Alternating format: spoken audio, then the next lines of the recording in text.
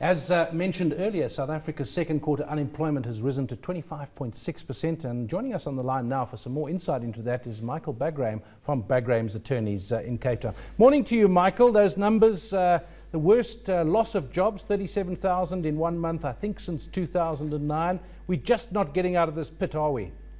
No, we're not, and thank you for inviting me onto the show. I appreciate it. This is actually quite a shocker that we see from ADCOR.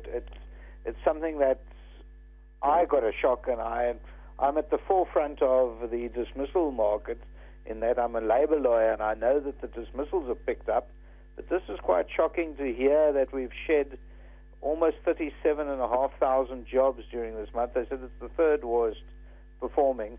But the real issue is that the jobs aren't lost in the economy that doesn't count. It's in manufacturing, transport, construction, and financial services. And we all know that manufacturing is the backbone of our economy. Without manufacturing, we've got a problem, obviously behind the mining industry, but manufacturing is something that feeds into all the other jobs around the country. And so what we're hearing from ADCOR is this has been a really bad month, and it looks like we're not turning any corner. Our president keeps saying that we need to create jobs, but we are month on month losing jobs. I don't know. It can't be business as usual, and I don't know what the answer is. But when we hear about COSATU pushing government to change the labor laws to somehow create it more difficult to hire and fire people, I mean, that's got to be the most ridiculous thing we've ever had. And many of us in the labor law market are saying this is a bit like Alice in Wonderland. We can't believe it's happening, and yet we're watching it happen.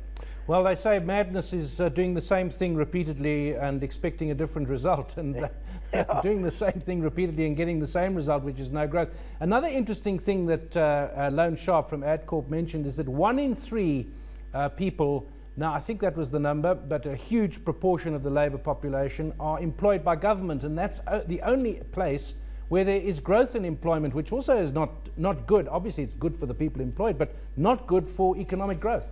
Yeah, you're absolutely right with your figures, and he has come out with that statement a few times, and it's true. It certainly isn't good for growth, because first of all, that's just eating into the fiscus. It's taking money away from the tax monies that the business community pays across. And, of course, it becomes completely unsustainable.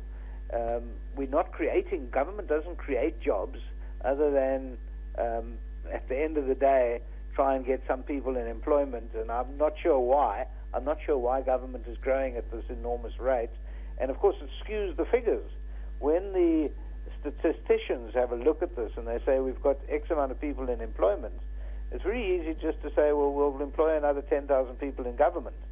That doesn't help us in any way. It doesn't create new wealth. It doesn't create new taxes. It merely takes away from it. So that is a real problem.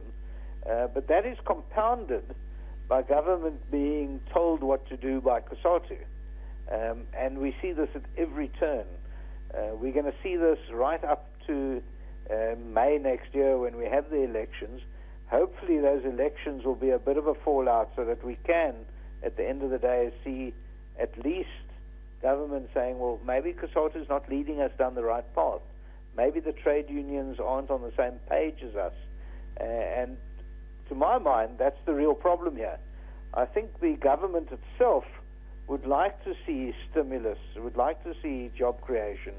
And we're hearing that from both our Minister of Finance and Trevor Manuel, both of them. And in fact, even the Reserve Bank is saying this.